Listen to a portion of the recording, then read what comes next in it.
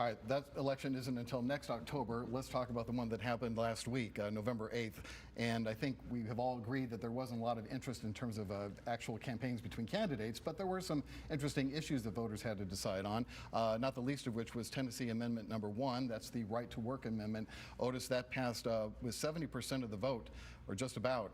And of course, this puts the right to work law officially in the state constitution. What are your thoughts? Well, the only surprise, I thought it was going to pass. But my only surprise there was that it passed with huge numbers in Shelby County. I thought that there would be enough pushback, especially from Democrats who did not want this, and some labor leaders who did not want this, that it wouldn't get 63% of the vote in Shelby County, but it did. So that tells you where people stand on this. I've said all along, and Susan and I are probably going to disagree on this, is that it was unnecessary to put it in the Constitution. It's already a state law, and only thing we're doing is hamstringing the future legislators and the future Tennesseans to say you can never go back and change this law. I just thought it was unnecessary.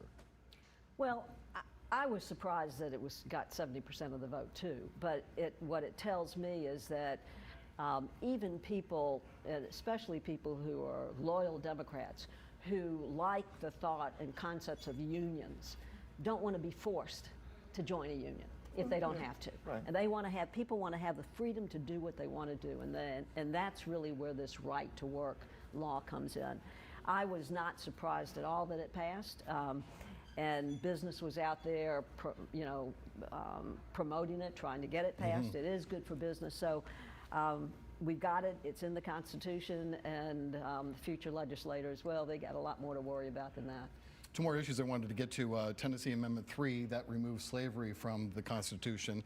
This passed by the more votes than any other of the 4 that were up for a vote here in this last election. 79.5%, rounding up to 80% of the vote there.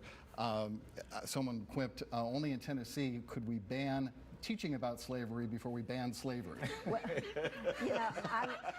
I look at those percentages, and it doesn't surprise me that 80% voted to get rid of. No. Who are the 20% who wanted to keep it? And that worries me a little bit more than any thinking about the 80%. But the truth is, it's about time. Yeah. Well, and plus, it was on the ballot in some other states, and I heard that there was one state that rejected getting rid of it. So at least we're better than whatever that state is. Okay. Well, recreational marijuana was another big issue for Arkansans and a lot of people in Shelby County who were planning to make trips across the river to take advantage of that if it had passed, but it did not. And in fact, it went down 56 to 44%.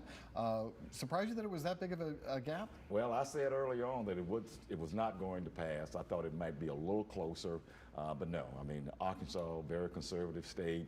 You know, a lot of rural voters who just didn't want the idea of legalizing marijuana.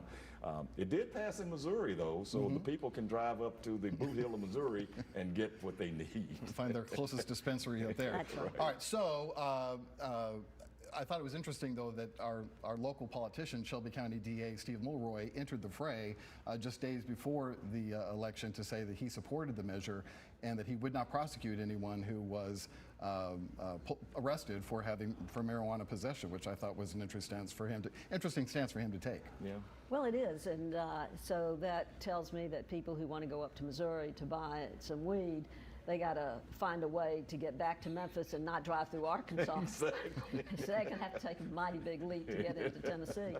I think that's one reason Steve Mulroy won, because he has that progressive bent about him, and we've reached a point in time where we've got much bigger issues for the DA to worry about than somebody having a candy bar that's infused with marijuana. I mean, the time has come that we need to look at other issues besides this.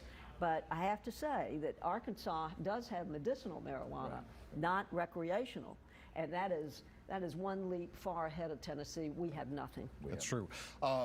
It is interesting, though, Otis, by Mulroy getting involved, it put him at direct odds with the police department, and you rarely see a prosecutor and the police department disagree, because we called them the same day and they said, no, we're planning to enforce the laws that are on the books. They're not going to relax who they arrest for possession. And that may be true, but you know, they can arrest all day, but they have to go to court. And if Mulroy is bent on not prosecuting those cases, I would think that the police department would just eventually say, hey, look, we got other things to worry about. I think you're also going to have to, Mulroy's going to have to take in consideration the quantity that somebody has and what is their intent, what do they intend to do with it. So. Yeah, I agree with that. All right, we're going to leave it there. When we come back, we're going to talk about two politicians we imagine have big smiles on their faces this week after sailing to victory in their elections, the governor of Tennessee and the governor of Arkansas. We'll be right back.